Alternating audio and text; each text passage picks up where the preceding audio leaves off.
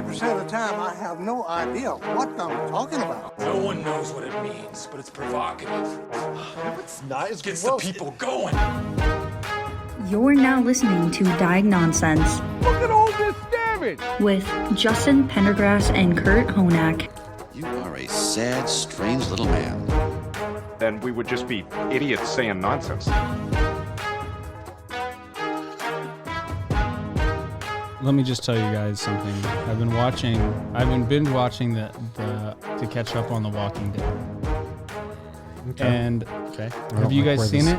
Sure have. Have you seen all of it? I stopped watching it the entire thing when Carl couldn't wax Negan when he was in the back of that U-Haul or whatever the hell he was in. Dude. And he couldn't kill Negan. I was like, yeah, I'm not watching this show anymore. Negan is one of my favorite characters. I'm glad.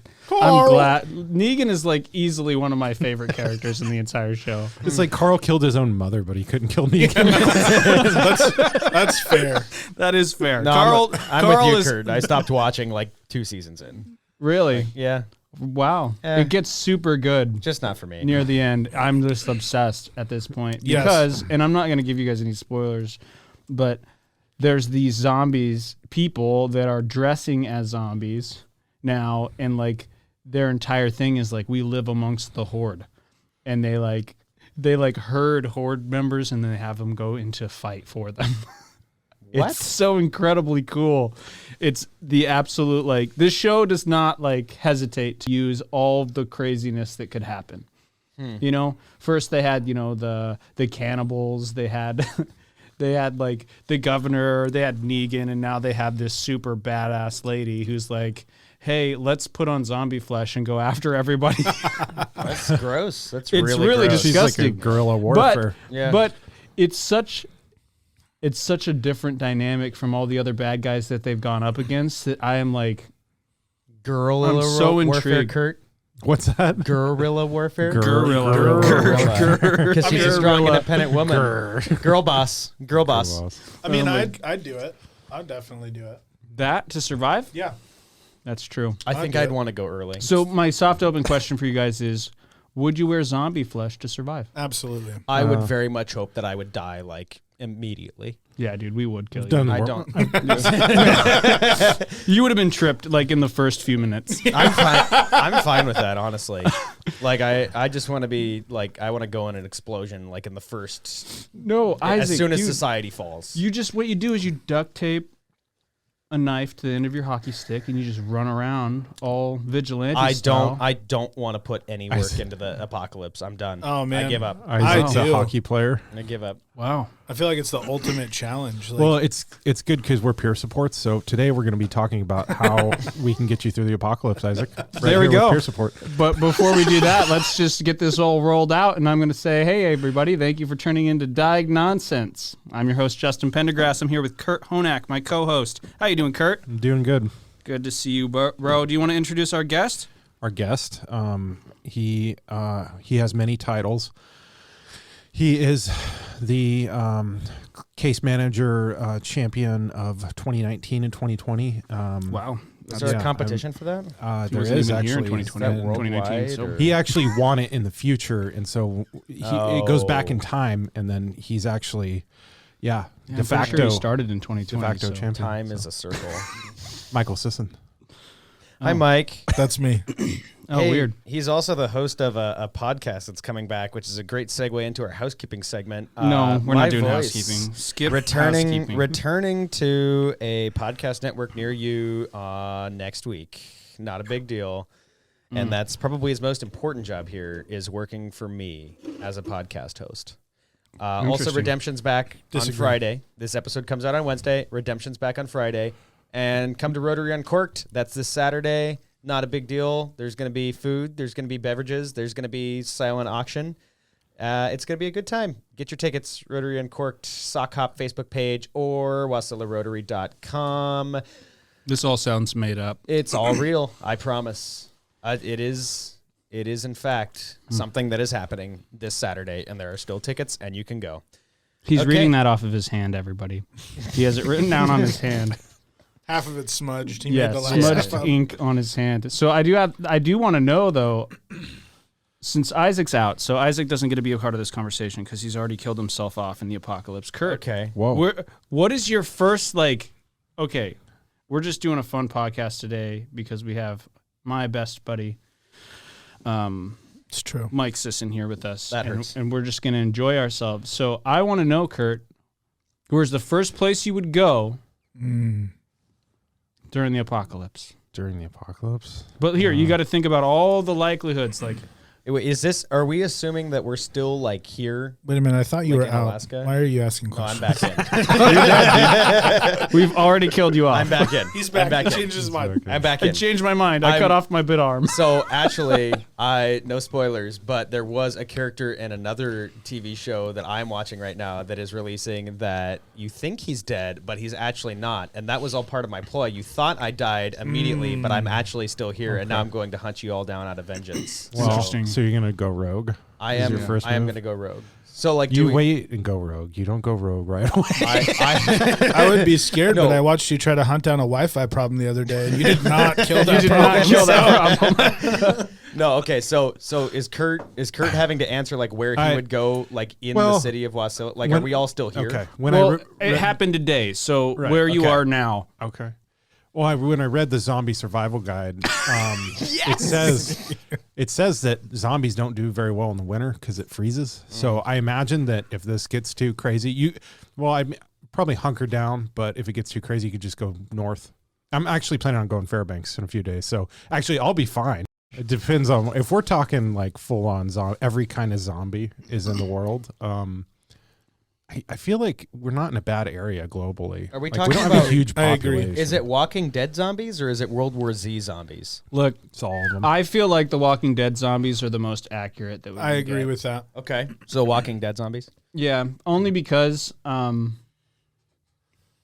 if we got like the big old bloaters and all that stuff that's from like any other Left 4 Dead, Yeah. World War Z. yeah, all of that stuff. I feel like that's like even more chemicals than just the basic one that transformed those beings. So like that would be like an ultra breed. And maybe 20 years and they start to mutate and change. Yeah. But Diagnonsense, where you come for your theoretical zombie science. Hitting the hard zombies are issues. mental health problems. Let's think about that. What is it really affecting? Yeah. Their That's brains. Oh. Is this part of Kurt's manifesto? Oh, Are God. you like setting this? Is this all so we can talk about Kurt's paper? Are we going there? No, I joked with Isaac though because I said a lot of that zombie pop culture emerged out of the 50s, and that's when they were doing like frontal lobotomy, and so you got to think like that pop culture has got to be tied to like Pharmaceuticals? Yeah, Yeah. yes, pharmaceuticals, and well, think like Resident Evil. No kidding though, like Resident Evil is that was a Japanese game, and then they adapted it to an American film, but like, and it's still a hugely popular series, right? But yeah, no, the Japanese were like Resident Evil, you're resident. Your resident Yes. companies and corporations. How do you think Resident they came Evil up? is Why the is psych there ward. Why is there so many zombie movies? Well, because at one point in time they accidentally created one, and it leaked. So now they make it into a fiction, so you believe that it's not real. It's Like a it never government happened. True, like conspiracy? dragons. Dragons are real. 100%. Are you Facts. are you referencing what's that post-apocalyptic dragon movie? The one where they return to like medieval times? Oh, I love that one with Matthew McConaughey. I Correct. think. All What right, is all that, right. Correct. Rain of Fire? Yeah, Rain of Fire. Rain of Fire. There it is. That was a great one. There it is. So you'd go to Fairbanks. Do you feel like, Kurt, I have to know, do you feel like right now that your home is stocked with everything you would need for the apocalypse, or are you going to have to make pit stops? Well, I feel like what you want to do. Don't is, tell us because people are going to go to your house. His I feel like address Kurt's is home drag. Well, okay. So this is funny. We're having this conversation because in my class we just had our teacher literally asked who is the 3 other people you would bring during a zombie apocalypse like last week. So this is hilarious. I better have been But on I that feel list. like you need like a team. Like you need somebody who's like. Correct. I was like, yeah, on my team, I probably have my dad because he has the transportation knowledge, like so he knows how to do all the transportation stuff and he knows the environment really well. But you'd want like a medicine person. You'd want like you need a rap star, so that's probably going to be Correct. That's true. Because of entertainment. that's true. It's going to be A very bard. boring. Yeah, that's true. You're going to have entertainment. I can talk to you guys about movies. You got to have a bard. With You got to have a Case Justin is Manger the A bard. champion hip hop bard. Yeah. to navigate the zombie apocalypse system. Who's going to do that but a case manager? You're welcome. Hey guys, like making positions. You know what else is a good idea? Really sturdy people. That's true. They're not fast, but they're sturdy. That's true. it's true. It's valuable. Fast And over short distances. We do need somebody to trip. So Isaac, you're in. Yes. in automatically. Yes, I made it. We need a human sacrifice. I made the cut. I made the cut. No pun intended. It's weird that you're only picking guys. So I feel like you would We're judging need, you. you would need I feel like every time there's a base or something, it's like Fallout, right? Every time you Yep. have a super secure base, something goes wrong. Yep. No matter how well prepared you are And then you're inside trapped of the in the environment. secure base. Right. And so you got to just bodies in motion, stay in motion, man. So you just got to I think it's good to have a plant, like a contingency for okay, we're going to generally head. It's like when you landed PUBG, right? It's like, oh, we're generally going to go northwest, right? Like let's try to hit the nice places on the way. here's my thing. I don't know. Alaska is pretty secluded from everything. Like the only thing connected to us is Canada. Right. Right. So during the summer months, we build that wall up on the Canada border, and we slowly start wiping out all the zombies in our state, and we're just good. And then Jordan. And it doesn't even need to be a regular wall. Easy, it needs to easy, be a wall. We just electrify the wall. Yeah. Okay. We solved zombies. Well, Solve zombies. and we have to ask ourselves the question too: does the rest of the United States break out at the same time, or does it start in Alaska?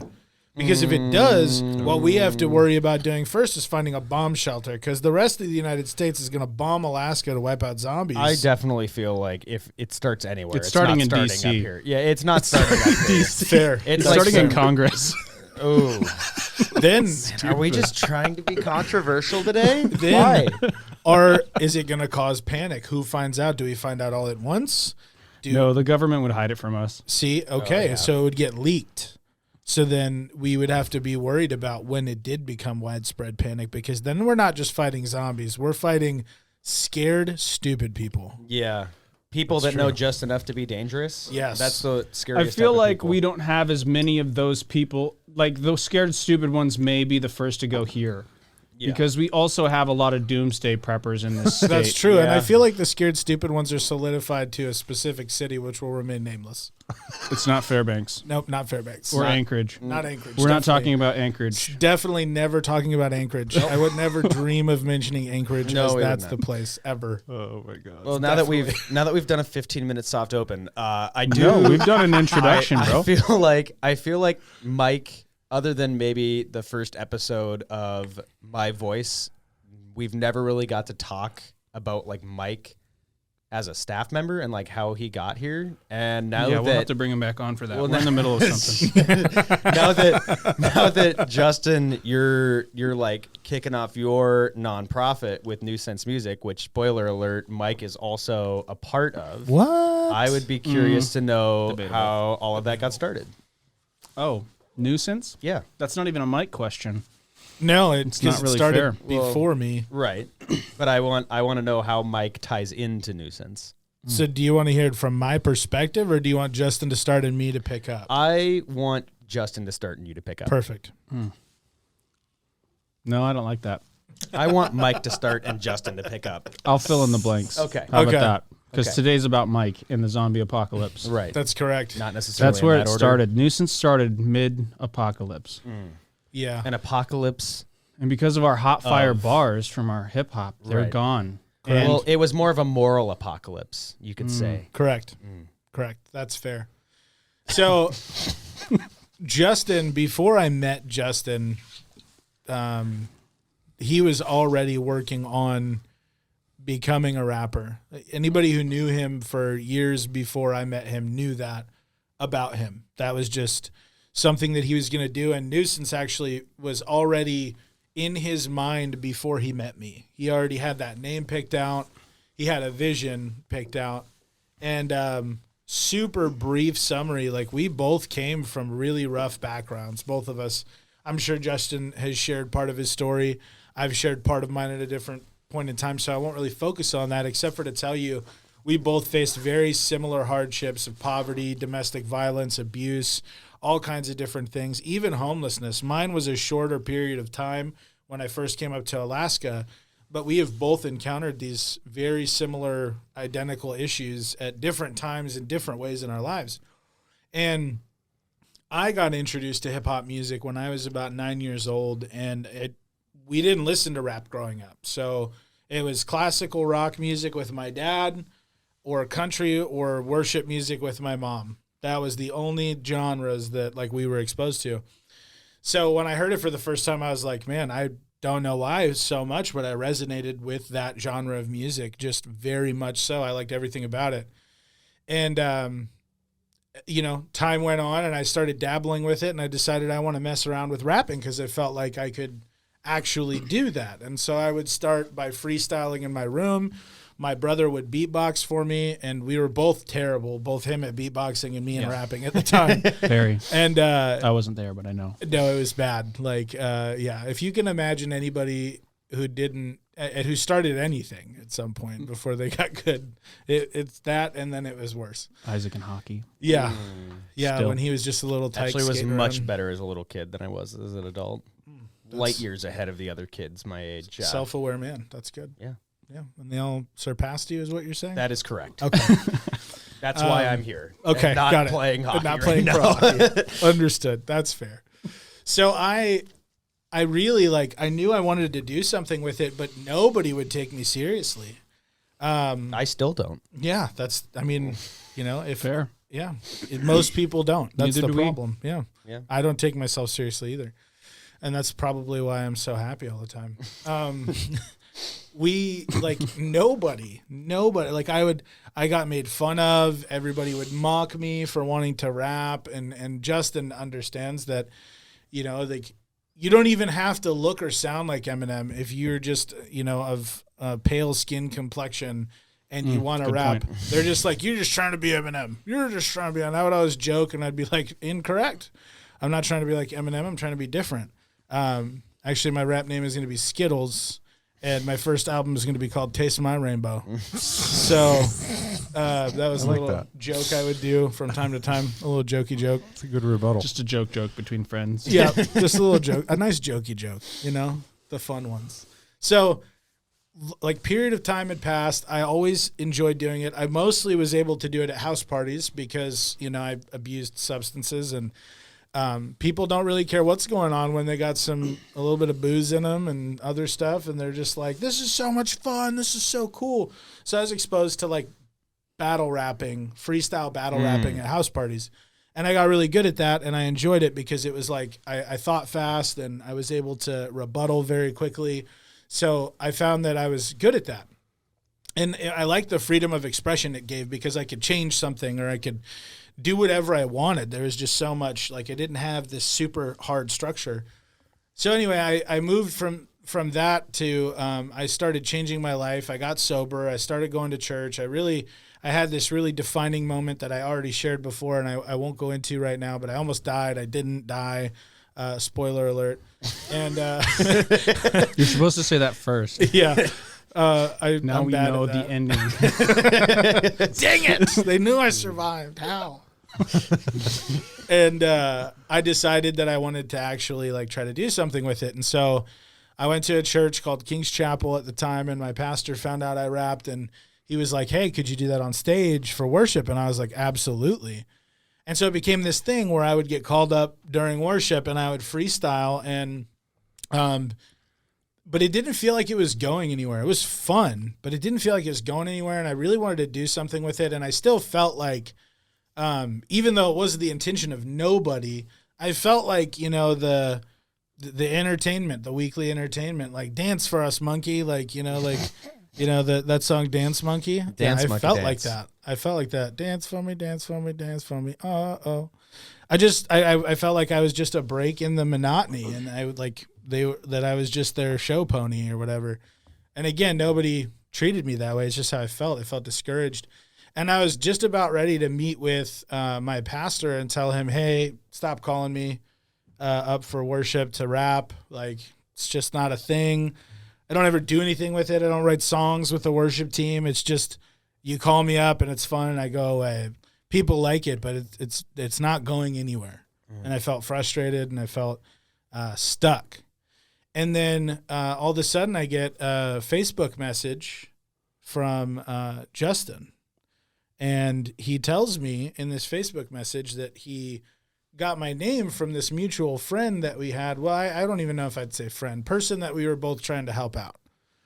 He was struggling. He just needed good people around, and he had entered both of our lives. And I'm actually really grateful for him, because if not for him, I don't know if we would have ever connected. I don't know. We were like ships in the night. We know so many of the same people, and like it's just so weird that we never crossed paths to our knowledge, except for Justin came to King's Chapel one time. He remembers seeing me there. But I was in like King's Chapel youth mode, so I was just focused on doing stuff. I barely remember anybody from that period of time because I was always so busy. But he messages me, and because of the person, I was like, man, if this guy's hanging around this guy, if Justin's hanging out with this guy, I don't think that I want to meet up with him to do any kind of music at all. Because the dude, like I said, he was struggling, and I perceived it to be like this is one of his friends, you know? Yeah. Like Justin was his friend, not that Justin was in the same position I was, helping the guy out. And so I would tell Justin, I would think that I could put him off long enough that he would just leave me alone. So I'd be like, hey, man, I'm really busy right now. Message me back at this date. And the day would come like 9 sharp, like the clock would strike 9, and the message would hit my inbox. And I'd open it. Scheduling your messages? No. No, he's just... I was like, all right, schedule them a month in advance. I'm being dramatic, but it would feel like that. It would feel like the day of, bam, first thing in the morning, hit me up. And I was like, okay, yeah, I know I told you to text me, and now I got this going on. And mostly it was true. The workload that I had when I was working at the church was just crazy. I had so much stuff going on. And so it wasn't that I ever lied. I was just also thinking that these are just happy coincidences that are going to make him wait so long, he'll just blow me off. He won't meet with me. And then it came down to him 2 or 3 times doing that. I was like, message me this time, message me this time, message me this time. And then I said, look, I got a summer camp. I'm getting married, going on my honeymoon. When I get back, message me, and then we'll meet up. We'll schedule a time. And I figured that was going to be the nail in the coffin, because the summer camp was a week long. Then it was the week of my wedding. Then I left for 2 weeks so it was like a month of time that went by. And so I was like, that's the nail in the coffin. He's not going to message me. Sure enough, the day that I returned to work, the date I told him to message me, he hits me up. Bam, are you ready to make a time to meet up? And so finally I was like, all right, I'm going to meet with this guy at least just to get him to leave me alone, because he just won't leave me alone. And this is how I got my wife. Just kidding. Listen, if you don't learn anything else from this podcast, persistence pays off. Just remember that. And so I met with him, and he was early, and I've come to learn that that's Justin all the time. There's not a meeting that I've ever been to. Justin was late. I've never heard of him even being late for work. He's just not late. So I get there even a little early, like I'm still like 5-10 minutes early. He's sitting at the table, finished a coffee already. Like, he's ready for me to show up. And I was like, wow, that's pretty, like, that made a good impression right away. I was like, okay, I think I misjudged this guy. He's got his stuff together. You know what I mean? And I sit down, and he's got this notebook on the table, and it's just, I notice it has writing on it is all I noticed. I don't think anything of it. What I didn't know is he had 2 pages of questions he had written out to ask me. And he asked me the first question, what do you want to do? And I started talking, and I told him what I wanted to do. And I unknowingly answered every question on the 2 sheets that he had to ask me.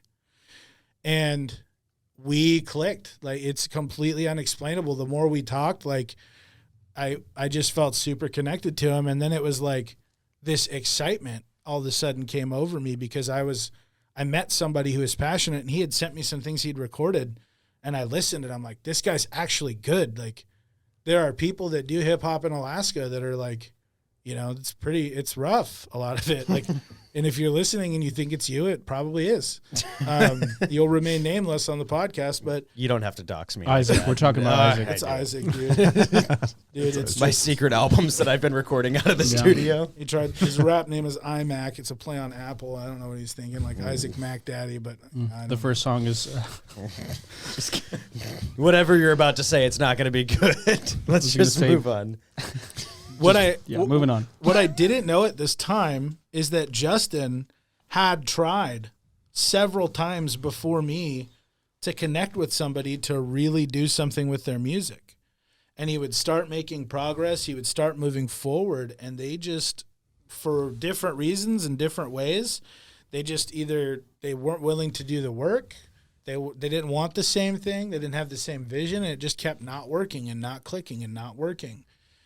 And even though our goal when we met was to start doing music, we spent the first year we knew each other establishing a friendship. We didn't put a single song out. I don't even know if we worked on music right away. I think you showed me some ideas and some We stuff. dabbled a little bit, but you never stepped in front of a microphone. That's what I thought. For a year, we just established a friendship, got to know each other, built trust. We had this other guy who was very talented that we wanted to work with too, and it just didn't work out.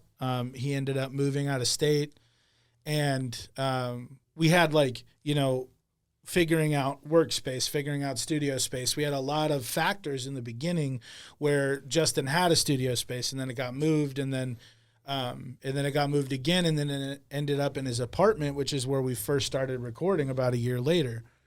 And the cool thing was that both of us have a passion for music, but the most important part of what we do is we just want to help people.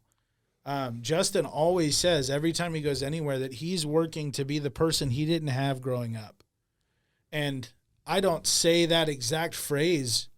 That's ultimately our goal as a group, and to be like a positive male role model in the lives of people who didn't have a good father figure, or just even a positive male role model to look at, and to follow behind. And that was one of our biggest desires about doing music and doing anything, because what we saw and what a lot of other people see are a lot of young people that don't have direction. And when you look at a person who grows up and is, successful, air quote successful, and is a productive member of society, the vast majority of them, I don't know the exact statistics, but I can promise you the vast majority of them had stable parents and involvement from their parents and little to no trauma in their lives. Now there's the exceptions. There's people that are the anomalies that blow everything out of the water, and they came from crazy, horrible backgrounds, and they've turned their lives around, not to toot our own horns, but there's 3 of us in the room. Not Isaac. Not Isaac. No, Isaac's trauma is like peanut butter or some jelly thing that he told us the other day. Banana, artificial banana. That's what it actually. is. But the fact that you're minimizing my trauma says a lot about you as a person, and it Yeah, hurts dude. me deeply. Listen here, Zero. On your aces.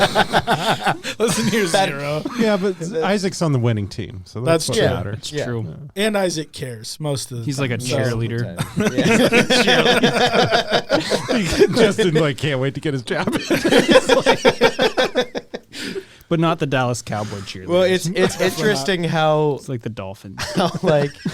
your guys' work that you do with music translates into the work that you do here at my house. I mean, not Justin anymore because he abandoned us. But, Yep, that's true. But I mean, like, For Jesus. So Yeah. So say what you want. Jesus will be calling you. oh man, sure will on the main line. You drive a On the hard main bargain. but Yeah, you'll answer for that one. but it translates over in so many ways, I feel like, and a lot of it is the same skill sets in different. It's so different and yet still so similar. Do you know what I mean? I do, because at the core of whether it's music, whether no matter what we're doing, if we're at a recovery event, if Justin is speaking on suicide prevention somewhere, if we're at a church and I'm preaching, or we're speaking and sharing our testimony, or whether we're here providing services or helping somebody that we know in our personal lives, at the core of all of that is the same driving thing. Is our purpose is to help people.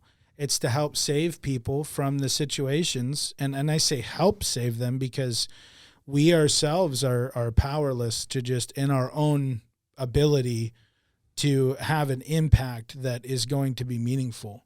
But when you work together with a team of people who are like-minded and have God on your side, there's really the impact that you can have when you combine all of those things, when there's more than one person working towards the same goal. I mean, the things that Justin and I have been able to do and the impact we've already had in our own lives has already been substantial. And I don't say that to like, it sounds like braggy. I don't mean it to be at all. There's people who have done far greater things than we have. I'm not trying to put us in some category that we're like, oh, we're so amazing, you should just like praise us. That's not what I'm saying at all. What I'm saying is like, we already have been about it for a long time, and our people in our lives know that. Now that we're working together, our impact is going to grow so much more. And we partner with agencies like My House and all these other places that ultimately have the same goal, but they do correlate. It makes total sense because the end goal isn't just the music. Do we love it? Yes. Is it our favorite part? Mostly. It's the funnest part, I think. Like, it's just so enjoyable.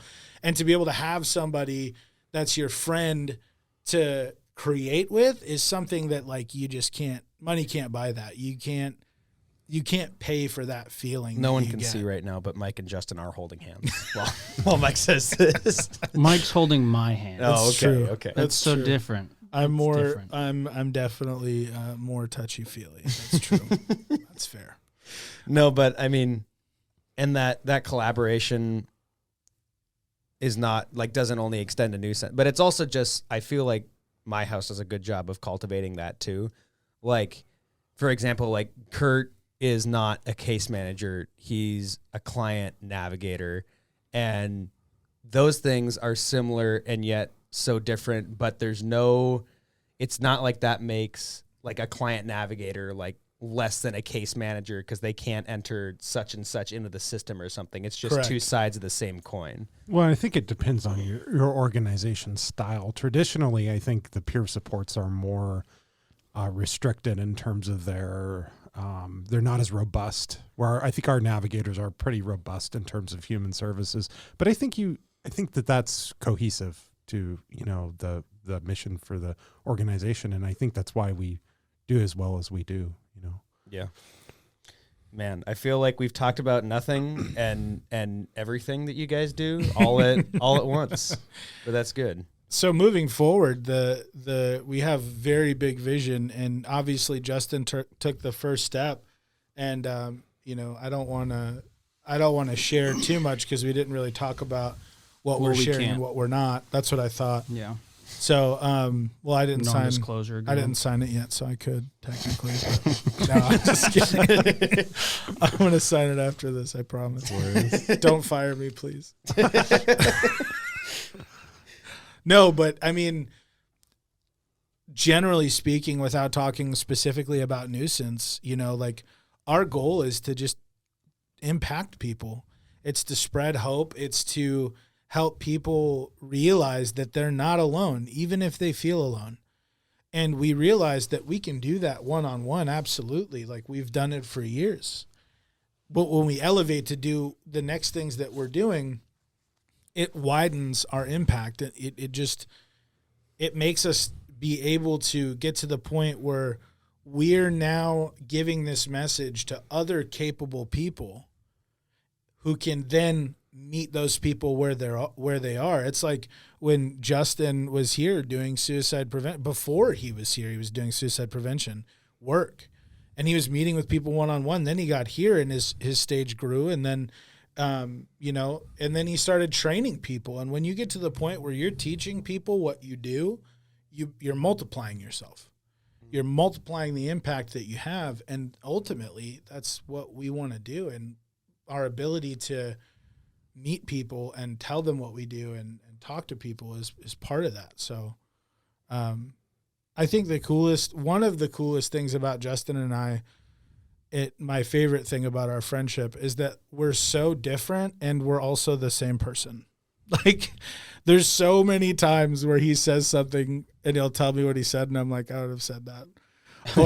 Or he'll say something. We're hanging out together with our wives, and he'll say something, and my wife will smack me because she's like, I say that same thing to her at home. And then, like, our gift mixes are different. It's just amazing. Like, I truly found, like, not just like a great person to work with, but Justin has become family to me. It's not even just a friend anymore. And I think that the trust that we've built, the camaraderie that we've built, the friendship that we've built, I can't wait to see, it grow. We've technically never really had a fight yet, like a real one. Yeah, he'd lose. Yeah. I just I'm don't. 1-for-1 on my fights. It's true. So I've only ever been in one, but I've never lost one either. So It's true. Not I a was big there. deal. Yeah, I was there. 100%. Not a big deal. I'm 100% accurate on my fights. I feel very. I feel like after last week talking about Fight Club and talking about how unhealthy male relationships with each other can be, I feel like we needed a wholesome episode to balance that out. So this was good. Yeah, this was good. It's incredible because we model.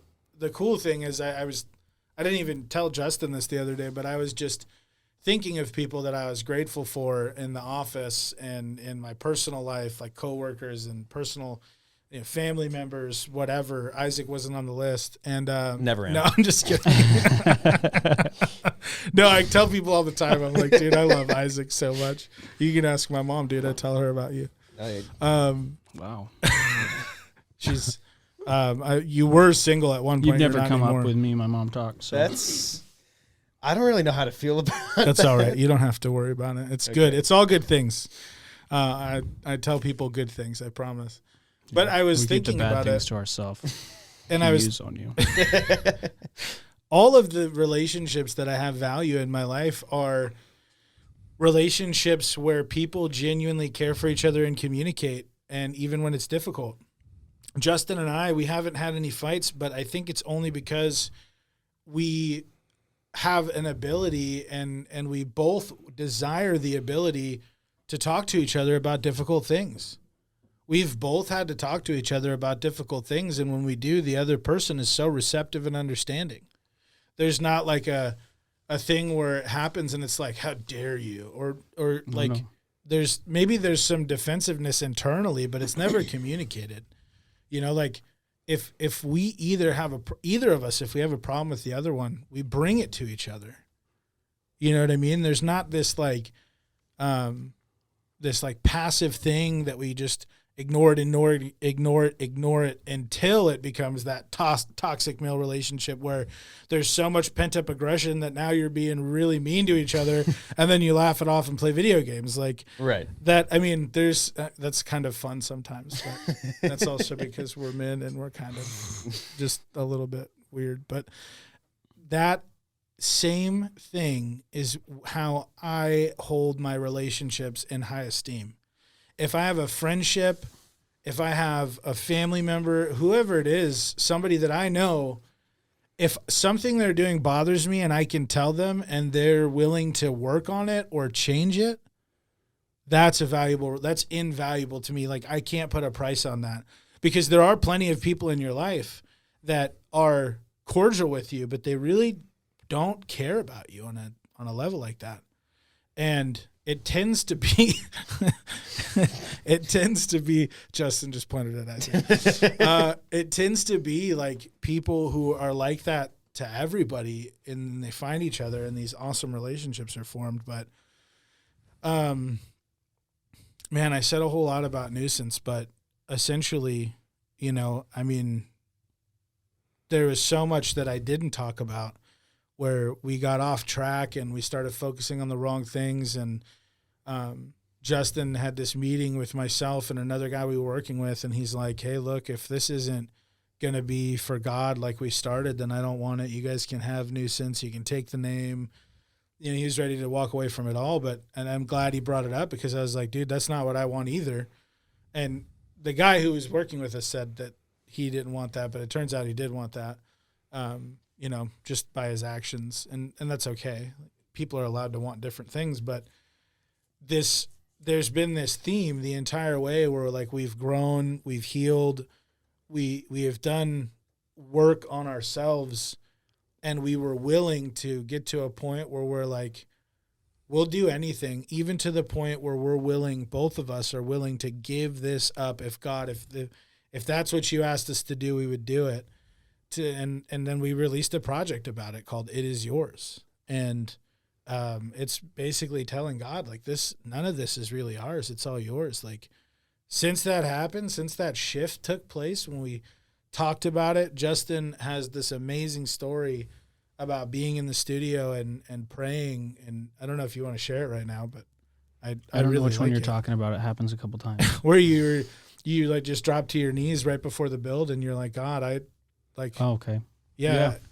Yeah. I mean, not to derail it all, but when I first bought my home, I was in a pretty dark place. I mean, I tended to go to those places pretty often, but when I was there, it was just, you know, I was ready to give up music because of some stuff that took place and some bad decisions that we made as a team, and it resulted in us losing a lot of progress. Mm-hmm. And I was like, okay, God, this isn't what we're supposed to do then. I'm going to step away. And I did for a season. And I was in my garage. I was unpacking some boxes, and I just felt this overwhelming need. And I dropped to my knees, and I was praying to God. And I said, God, if I'm supposed to do music, I need you to build this building. I need you to build our space for us. And a few days later, I'm at work, and this guy comes up to me and he says, hey, I heard that you're building a recording space. And I told him, well, this is kind of what happened. I'm not anymore. And he says, well, where are you going to work? I said, I'm praying for God to bring me the means. And he says, well, I have the means. And he gave me all the sheetrock, all the studs, everything to build this recording space in my garage. And it was crazy. I got a bonus at work. I got, I got raises. I got everything was provided from God to be able to create this place for me and Mike to work. And then me and Michael sat down, and I was like, man, we just need to put some music out and just move forward. You know, everything that we needed was provided. Everything we needed was there. We haven't needed to buy any new equipment for almost 2 years now. Mm-hmm. And we wrote that entire project, I think it was in like 2 days of us sitting down, like 48-hour time period. Yep. If we went up and did all the math, that's between recording, writing, getting all the instrumentation. And then I flew down to Oklahoma, and I had Dylan Chase, a good friend of mine, and Michael's mix and master it. The project didn't do anything, you know, but that's because we didn't push it. It wasn't about any of that. It was about just rededicating what me and Michael do to God and saying, hey, this is yours. Whatever happens is yours. And from there, we've just been we've been continuously blessed. That same conversation with God is, hey, if I'm supposed to do this music stuff, I need you to provide me the way to do it full time so that I can do everything you need from me, God. And he provided it. He stepped up and he said, Justin, this is what you're going to do. He gave me the visions. He gave me the plans. He provided me with the insight that I needed. And me and Michael just continued to move forward. A lot of the times we're sitting in the studio and we're just talking about what we want to do. And then we work when we're at home on our own. And then we come back to each other. Me and Michael won't even talk about a verse that we're going to write. And we'll write almost the exact same song, but from two different perspectives. It's crazy. I'm telling you, it's, the Lord is on this and everything that we're doing. He's blessed it so many different ways. My family is in a place right now to where I can take this step back. I get to be home with my child as well as focusing on Newsense stuff. And it allows me to be able to sit at home with my new baby, who's a little over a year, and get to be a huge part of her life rather than having someone else raise her. which is just beautiful to me. You know, I get to do that because that's what I've been praying for so long, is God, give me the means so that I can be here. And between work and Newsense stuff, I didn't have the time for my family that I should have been giving them, because I felt like I had to choose between, you know, this is what God's telling me to do in my life, and this is what's feeding and providing for my family. And I was so exhausted. I didn't play with my kids like I wanted to. I was tired because I'm just a workhorse. That's me. That's on me. But over the last month, I've been able to sit down with my kids. I've been able to, you know, I go out and play with them in the yard. I'm not tired. I'm full. I'm providing this thing, and I'm working hard to go towards what God's doing, and he's giving me all the things I need. So it's just continuing to be blessed, and it's just awesome. You know, Newsense is something that I've been dreaming about since I was 10 years old, is when I picked the name. And I said, I'm going to do this. And I didn't know it was going to look like this, but it does. And the Lord has blessed it every single step. And every time that I've gone the wrong direction, he slapped me around and he pushed me back the right direction. And, you know, I met with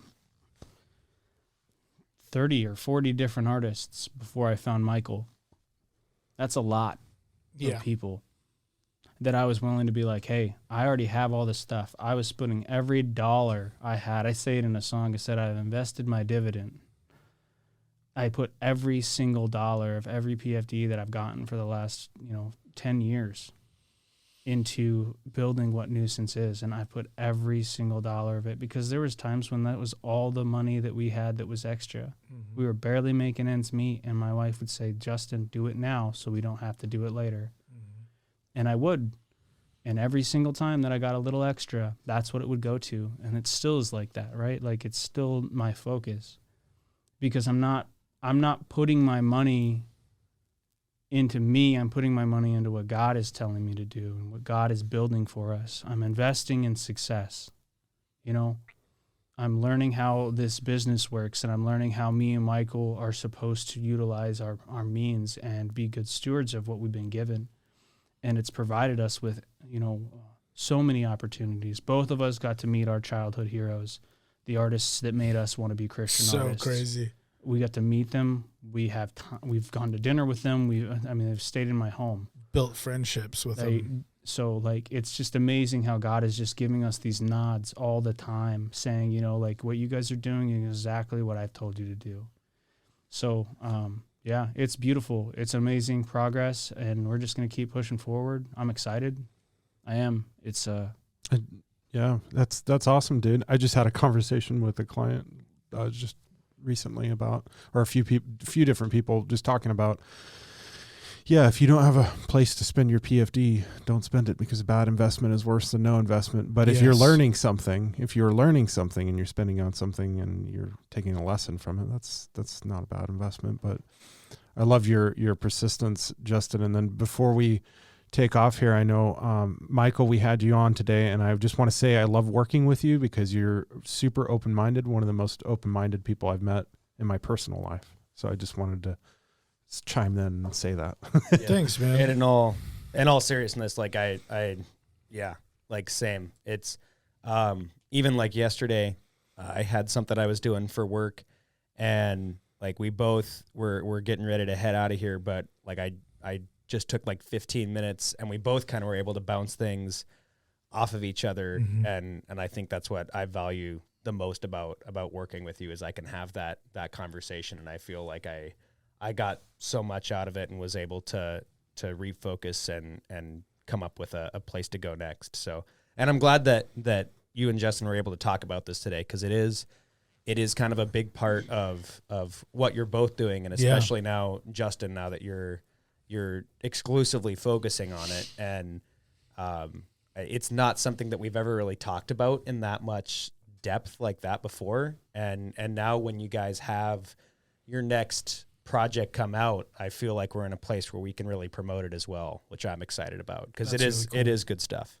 Yeah, it's a special thing. It's an amazing thing. And even just the space, man, that house, that garage, it's special. I truly believe God gave it to you. That's actually where I met Kurt for the first time. Was in that garage. That's right. I was sitting down. You sure and were. you're like, yeah, man, what happened? And I was like, well, I went through 16 years of psych meds, and then, and then like, that was before I was "Tell a me client. more." Before I was a client navigator, and I was like, yeah, I don't really believe in schizophrenia. And it was a little wild. It was a You little sound wild. schizophrenic. And Right, now, you sound schizophrenic. and now we're full circle. Which reminds me of my favorite poem. Roses are red, violets are blue. I'm a schizophrenic and so am I. It's from What About Bob? Shameless plug. Yeah. Thank you guys for tuning into Diagnonsense. I'm your host, Justin Pendergrass. I'm here with Kurt Honak. Do you have any final thoughts before we go, Kurt? No, just love you guys, and we're doing good things in the world, so that's good. Man. Yeah, rock on. Thank you for coming in, Mike. We problem. appreciate it. We're too wholesome today. Also, Mike, we don't really end this podcast with anything now, so we do have you hostage for about 2 minutes so I can slowly fade us out talking. That's beautiful. Yeah. Yeah, we do what is called a soft outro, Yes. according to Isaac. We're but- actually the You guys are first ones. brilliant. We're pioneers. You're brilliant. I And like we- this Content vibe kings. right now. The This is a content good kings. vibe. Content Kings. Yeah. I feel Yeah. like it was good that you guys got to talk because I feel like me and Kurt were the ones talking like all last episode. Yeah, we did about- do a lot of talking. We, yeah. we definitely took over. So Isaac tends to take over a lot. I though. take over every He's conversation. just very I'm in. talkative. Yeah. Because his parents didn't No. let him talk much as a child. That's part of his trauma. Part of his trauma. I'm just gonna start creating trauma mom's for gonna you. love that. I'm just gonna start creating trauma for you and making up what your trauma was. Artificially increasing ACEs scores. One childhood.